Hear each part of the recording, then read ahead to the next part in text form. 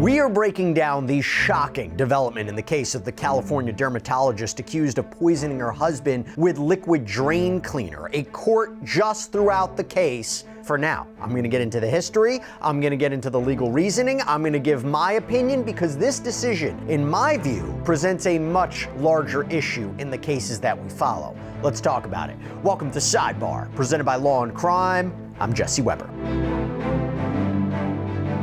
All right, before we jump into this, I gotta tell you about this app, this sponsor, this partner. I think you're gonna love it. It is called Upside. Now, Upside gets you cash back. That's right, extra cash back on everyday purchases like gas, groceries, takeout. Here's what you do. You download Upside for free. You claim an offer at one of their 100,000 plus locations. You pay like normal with your card. You verify the purchase, and just like that, money back. So say I need to get gas or I want takeout one night, I'll search for Upside offers first, and after I spend, money appears in my app that I can transfer right into my bank account. And Upside's frequent users, they earn an average of $254 back a year. So to start getting your cash back, click the link in the description or scan the QR code, but make sure to use promo code SIDEBAR to get an extra 25 cents bonus on every gallon on your first tank of gas. Why did a court throw out the felony charges against a California dermatologist accused of poisoning her husband's drink, his tea, lemonade, with drain cleaner, especially when there was an alleged video of her doing this? Seems like a pretty strong case just in the outset when I say that, right? Seems like a pretty strong case to send to a jury, right? Maybe, maybe not, but I'm going to break down the why, because it has bigger implications than just this case. When I go through why it has been dismissed for now, this reflects something that I've talked about before, something very important in how we cover these cases. And especially in the cases where the evidence may appear or can be argued to be quite strong. Gotta follow the process, gotta follow the procedure. Make sure you grant a criminal defendant every right they are entitled to. Otherwise, the charges can get thrown out. The conviction can be overturned. Now, as you're also going to see, there's a little bit of a dispute as to what happened here. A lot of moving layers, a lot of moving pieces. I want to get into it. So let me explain why it's so important. Let me explain what happened, but I got to go before this, right? I got to give you context. I got to give you background. Back on April 5th, 2023, an Orange County grand jury indicted then 45-year-old Emily Yu on charges of poisoning and domestic battery with corporal injury. She had pleaded not guilty. The charges had stemmed from allegations that over the course of several weeks, she allegedly had been tainting her husband, radiologist Jack Chen's beverages, tea, lemonade, with liquid drain cleaner, and that this resulted in him suffering stomach ulcers. She was facing up to 8 years and 8 months if convicted back on those charges. You're going to see a little bit of a change there. Now, according to the Orange County DA's office, back in April of 2022, Yu's husband started noticing that there was this strange taste to his tea, which apparently he would drink daily. And according to CNN, in court documents, Chen had alleged, quote, "I started noticing a chemical taste in my lemonade. Eventually, I developed symptoms that had me see the doctor, who performed an examination and diagnosed me with 2 stomach ulcers, gastritis, and esophagitis." So what did he do? He reportedly sets up cameras in the kitchen area to find out what's going on. And according to investigators, on July 11th, July 18th, and July 25th, 2022, so 3 separate alleged incidents, video reportedly shows his wife pouring a substance out of a liquid drain cleaner bottle into Mr. Chen's tea or drink on the counter. Now, according to CNN, Chen claimed that he noticed in a video that his hot lemonade was covered with plastic wrap, and that the video allegedly shows her, quote, taking the Drano from under the sink, removing the covering to pour the Drano, and then replacing the cellophane and putting the Drano back. The husband then allegedly collects the samples of this drink, of the tea, of the lemonade, and gave them to the Irvine Police Department. And the samples were then reportedly sent over to the FBI for official testing. And according to the DA's office, those samples, according to the FBI, turned out to be liquid drain cleaner. So what happens? Yu was arrested in August of 2022. At the time, Orange County DA Todd Spitzer released a statement. It said, quote, Our home should be where we feel the safest. Yet, a licensed medical professional capitalized on her husband's daily rituals to torment her husband by systematically plying his tea with a Drano-like substance intending to cause him pain and suffering. Thank you to the Irvine Police Department for its diligence in thoroughly investigating this case, and to Deputy District Attorney Diana King for her conscientious legal review that allowed the case to be successfully presented to the grand jury for an indictment. So it's interesting because I'm sure the argument would be she knew his schedule, she knew, when they say ritual, she knew what he liked to drink, when he drank it, right? That would go into the prosecution's argument. At the time, the police said Chen, quote, sustained significant internal injuries but is expected to recover. By the way, apparently you, the defendant here, still maintains an active medical license out in California, and according to the Daily Journal, she performs micrographic surgery on skin cancer patients. Her defense says she's a very esteemed, renowned dermatologist. So now the question would be, why would she allegedly do this, right? According to Court TV and ABC News, in an application for a restraining order between the couple because Chen had claimed that you and her mother were abusive, and the couple apparently have 2 children together. Chen was seeking sole custody. In this application, he apparently wrote, quote, not only was she very demanding of me that I give her massages, one time when I could not because I was sick, she stepped on my head until I did, and also began hiding money from me. Yu's attorneys have fought back against this. They have fought back against this narrative. They claim that she's innocent, that she never tried to harm her husband, that this all stems from a bitter, bad divorce between the couple, that Chen had allegedly orchestrated all of these claims, these allegations, quote, in a deliberate attempt to gain advantage in family court proceedings. The strategy succeeded in the most painful dimension. Due to the charges, our client has been separated from her children for years, end quote. Now, what's the defense, right? You see it on video, right? What's the defense? Well, this is interesting. According to the New York Post and CNN, Yu's defense team claimed, wait a second, she was just pouring this liquid cleaner to kill the ants in the kitchen. That the family would mix the Drano with lemonade, the tea, to do so. Lure them in, kill them.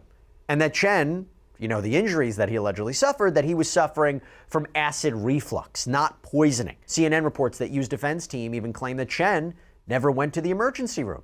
So her defense attorney, Scott Simmons, said he's falsely claiming that she's trying to poison him. Instead of calling 911, he calls a divorce lawyer. Simmons said in 2023, it's our opinion that the medical evidence is inconsistent with his claim that he consumed the Drano. As you know, Drano is a caustic substance. You would have severe injuries from consuming the Drano. The injuries that he claims are from the Drano, we think the evidence will show that is consistent with what's known as GERD or acid reflux. By the way, before we even get to what just happened and why, right, the case being dismissed for now, because you'll see how it might come back, you're also going to see there's a difference of opinion about why the case was dismissed. But this is very important to note.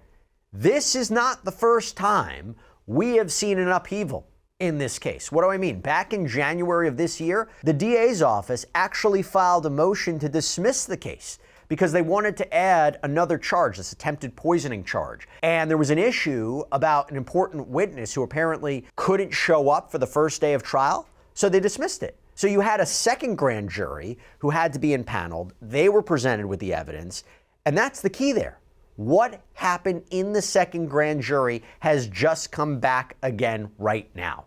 It is what reportedly happened with that second grand jury that is the reason these charges were now dismissed. And actually, before I even get into that, my colleague, Sierra Gillespie, host Scandal, talked about what happened when the case was first dismissed back in January because of this issue with a witness. I just want to play this for you real quick. Gives you good context as we talk about what just happened. In the final hour, things kind of get switched up a bit because when a key witness is supposed to testify, their schedule doesn't allow it.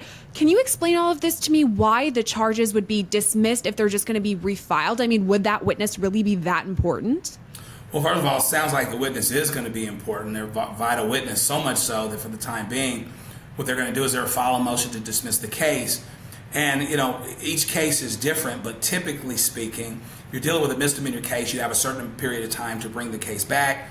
If you're dealing with a felony case, you can bring the case back as long as you're not done with the statute of limitations. And so basically, they're going to do the technicality of dismissing the case and then refiling. At least that's what they're saying that they're going to do. Now, meanwhile, back at the ranch, I don't know if there's any conversations going on in the backdrop here. where this woman is like, listen, this is ultimately going to be a problem. I don't know that you're going to beat this case, or if any of those discussions happen. So I'm not sure how long it's going to be continued, etc. But I wouldn't be surprised if there were some conversations in the meantime, because they really seem to have her dead to rights. But technically speaking, it's not unusual for a DA, for one reason or another, to dismiss a case for the time being, because you're supposed to answer ready for trial on trial day. So something obviously unfortunate and unforeseen has happened where a key witness can't be a part of it. And so there's a dismissal for the time being, but the case can still be brought back. And yes, it was brought back. That's what happened. It was refiled. It was presented to a second grand jury. A superseding indictment came out of that. According to the Daily Journal, the second grand jury returned an indictment on the following charges. Count 1, alleged domestic battery resulting in corporal injury between March 1st and June 25th, 2022. 3 poisoning charges, 3 attempted poisoning charges tied to July 11th, 18th, 25th, 2022. And apparently this grand jury, the second grand jury, heard testimony from 9 witnesses, including an FBI chemistry unit chemist, Jason Brewer, Irvine Police Department crime scene investigator, Shannon Goldsmith, Detective John Sanders, and physicians Patricia Tsai and Brian Riff. So now, let's circle back. Now let's go to what we're talking about here. Why was this case thrown out? Why was this case tossed by the court this second time around? What can we expect next? This is where you get a difference of opinion, okay? Now here's the problem, okay? We tried to get a copy of the judge's order, the judge's opinion. We couldn't get it from the court. But what you're going to see, it doesn't affect our analysis because we know how to do this anyway. But what you're going to see is 2 differences of opinions about why this happened, both from the defense and from the prosecution. So Judge Patrick Donahue reportedly dismissed the charges, according to the defense, over allegations that the Orange County DA's office failed to properly disclose evidence during that second grand jury presentation. According to Court TV, the prosecution allegedly withheld from this grand jury the opinion of an FBI chemist who believed that those 3 samples of the substance in question were actually, quote, drinkable and not harmful. That this was apparently based on their pH levels. Could see why that's a big deal, right? Now, Yu's defense team argued that is exculpatory evidence, meaning evidence tending to negate guilt that was withheld from the grand jury, and that could have affected their decision. That it was withheld from the grand jury even after the defense claims, quote, grand jurors specifically asked about Yu's defense. Now, Yu's defense team also argued that the DA's office improperly dismissed 2 grand jurors in front of the remaining jurors, that was prejudicial. Now, to be clear, the Orange County DA's office denies this. In a statement to Court TV, the Orange County District Attorney's Office denied that a failure to present exculpatory evidence was the reason for the dismissal, that they vowed to keep fighting. In their statement, they say, quote, we are refiling this case. We believe in the strength of the evidence in this case and in the professional conduct of our prosecutors. We will continue to litigate this in a court of law as we pursue justice for an individual who is being methodically poisoned by his wife, a licensed medical professional whose intent was to inflict pain on him. As you can imagine, Yu and her defense attorneys, they are thrilled by this. Attorney Scott Simmons, who I mentioned before, of Simmons Wagner LLP, represents Dr. Yu, said, quote, Judge Donahue's ruling reflects the justice system at its best. A court carefully reviewing the record and ensuring that the grand jury process worked the way it is supposed to. For Dr. Yu, this was never been an abstract legal matter. She is a dedicated physician and a mother who has spent 4 years separated from her children, fighting allegations her legal team believes were orchestrated to gain leverage in a divorce and custody proceeding. The human toll of that cannot be overstated. We are proud to have stood by her through this, and we are grateful to Judge Donahue for his thorough and principled analysis. Dr. Yu has maintained her innocence from the beginning. Now she can begin to reclaim what matters most, her family, her patients, and her life. And Simmons added, this is according to Daily Journal, they can obviously refile and will be happy to respond, meaning the prosecution, will bring a motion to dismiss again. Now, Miss Yu, Dr. Yu, had a statement of her own through her attorney. I have spent 4 years watching a life I worked hard to build come apart. I am very grateful that the court looked closely and recognized that the way these charges came about was deeply flawed. The court's ruling allows me to begin moving forward. My focus now is on my family's privacy and healing, and on spending meaningful time with my children and nurturing those relationships as we move forward together. According to CNN's Stephen Hittleman, this is Mr. Chen's divorce attorney, said that his client is going to continue to work with the district attorney's office and, in his words, quote, protect his children and himself through the family law court. So a different avenue there, civil arena, different than the criminal arena. Okay, my legal opinion on this. If these allegations are true, the defense is right. First of all, why do prosecutors go the grand jury route? You have two options as a prosecutor to get formal charges in a case against a defendant. Two options.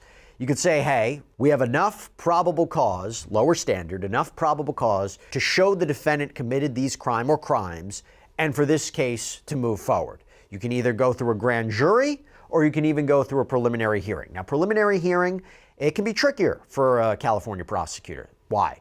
Because the defense has an opportunity to be there, to be present, to hear the evidence, to challenge it, to question the witnesses, the prosecution's witnesses. It's open, it's public, and it's the court, the judge, that determines if there's sufficient probable cause. Whereas the grand jury process is different. It is secret. The defense is not present. They don't have an opportunity to put on a case. They don't have an opportunity to challenge the prosecution's evidence or challenge the prosecution's witnesses. It's more one-sided. You just need a majority of the jurors to vote in favor of the indictment. It doesn't have to be unanimous. And by the way, it's a lower standard. It's not proof beyond a reasonable doubt. It's just, is there enough probable cause, sufficient probable cause to support the charges? Now, here is the important part.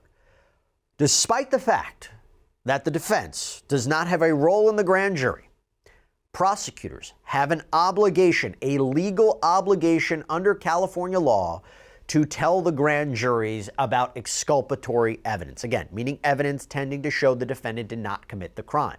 Under the California rules, I'll give it to you, I'll read it verbatim. This is California Penal Code section 939.71. If the prosecutor is aware of exculpatory evidence, the prosecutor shall inform the grand jury of its nature and existence. Once the prosecutors inform the grand jury of exculpatory evidence pursuant to this section, the prosecutor shall inform the grand jury of its duties. If a failure to comply with the provisions of this section results in substantial prejudice, it shall be grounds for dismissal of the portion of the indictment related to that evidence. Now, assuming the defense is accurate, even though the prosecution is denying this happened, assuming the defense is accurate, I think there is certainly a strong argument that by not presenting the opinion of this FBI chemist, that would constitute exculpatory evidence.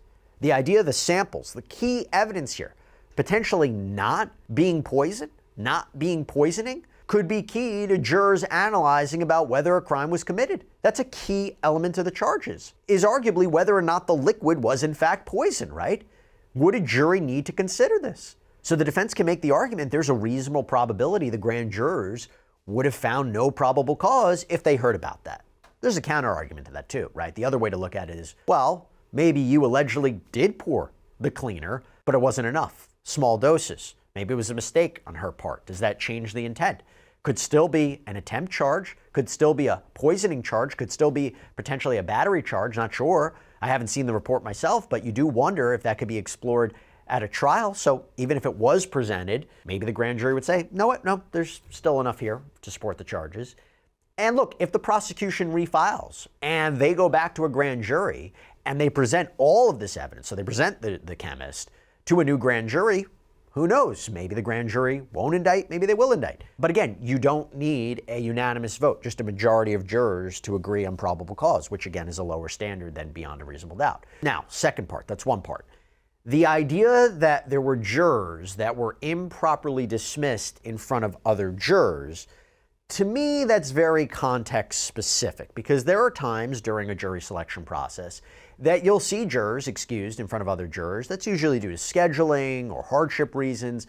It's kind of at the beginning, initial stage. Usually dismissal of jurors once they've been selected, that happens outside the presence of other jurors in order to avoid any issues of prejudice or improper influence. And my research, when I did under California law, seems to suggest that a defendant can legally move to set aside an indictment in the case of improperly dismissed jurors if the defendant can show that he or she was denied a substantial right and that the dismissal of these jurors or juror in this fashion might have reasonably affected the outcome of the grand jury.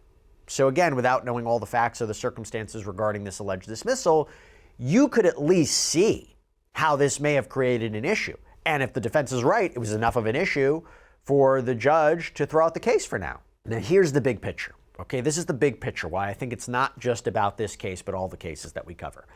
I've said it before, I'll say it again. I know the DA's office is denying what the defense is asserting here, but again, assuming this is true, this is why it's so important to dot all the I's and cross all the T's. Yes, Miss Yu is innocent until proven guilty. Yes, these are mere allegations. Yes, she hasn't been convicted of anything. But you can see how much effort the DA's office is putting into this. Multiple grand juries being methodical with the case. They didn't want to move forward, apparently, unless they had the right witness. The prosecution doesn't believe this is just a custody dispute or a family dispute or a divorce proceeding dispute, even though that's what the defense will most likely argue at a trial. They believe, the prosecution, they have strong evidence in terms of video, testimonial, potentially scientific evidence, and yet now they're on the defense. They have to go uphill once again. I mean, look, the burden is always theirs. They have the burden to prove beyond a reasonable doubt that the defendant commits a crime. But to now have the case dismissed and have to be presented in front of a third grand jury, I mean, I'm assuming they're going to do that, not the preliminary hearing route. This is costly. This is timely. This takes away their resources. They do not want to have to do this again. So even in cases where you believe the evidence is strong and you believe the defendant is guilty, putting Miss Yu on the side, I'm not even talking about her. In those cases, you have to afford that criminal defendant every right they're entitled to under state and constitutional law. I've said it before. Look with the Kohberger case. Not trying to make a comparison between the Kohberger case and this, but in that case, the evidence was stacked up against him. Cell phone evidence, surveillance evidence, DNA evidence, eyewitness evidence. And I said this on a previous sidebar when it was about change of venue. I said it's actually beneficial to the prosecution. Give him change of venue. Give him the chance to make his motions, because what happens is if you grant that before the trial starts and he's convicted, you're taking away his appellate right. You're taking away his chance to successfully argue that his rights were violated or he wasn't given a fair trial in appeal. If you provide him every opportunity, then it's going to be very, very difficult for a convicted defendant to then say the case wasn't fair, I didn't have a fair and impartial jury, I wasn't given this opportunity. No. You do everything by the book because you do not want this situation of having to retry a criminal defendant. The last thing you want as a prosecutor is to present all this evidence and go through a grand jury or go through a trial again, and for the conviction to be overturned or the charges thrown out. Besides the time and the resources and how costly this is, what about the family? The family has to relive all this. The witness testimony can change. Evidence can change. So you have to make sure you follow proper procedure. And yes, to be clear, going back to this is currently a win for Dr. Yu, but it does not mean that this case was dismissed on substantive grounds. It's not like the court said, you're innocent, the charges can't be refiled, someone else did this, that's it. No, this is procedural. Once more, there's a different view, different opinion from the prosecution and the defense on why this case has been dismissed and what is going on here. But at the end of the day, this is a dismissal on procedural grounds. Now, I do just want to take a second to talk about the defense in Dr. Yu's case. This isn't a slam dunk case. The idea of her allegedly mixing the Drano with tea or lemonade to attract the ants and kill them, that could be explored at trial. I mean, it's going to be hard to deny, I would imagine, the video itself, if you see her pouring something. I've seen the screenshots. And I do wonder if the children would have to testify and explain, yes, this is what mom did commonly. This is what we all did. The allegation he didn't go to the ER, the allegation that he weaponized this against his wife. There's an argument that there will be a difference of opinion on medical experts, on his injuries, his conditions. Is that reasonable doubt? Did he accidentally drink this? Did he make a mistake? Is he now accusing her of doing this on purpose? So if this goes to trial, it will be interesting to see a jury explore these potential issues and narratives, but let's see what the prosecution does next. That's all we have for you right now here on Sidebar, everybody. Thank you so much for joining us, and as always, please subscribe on YouTube, Apple Podcasts, Spotify, wherever you should get your podcasts. You can also check us out on NBC's Peacock as well. If you want to follow me, X, Instagram, my News Nation show, Jesse Weber Live, Monday through Friday, 11 p.m. Eastern. I'll see you next time, everybody.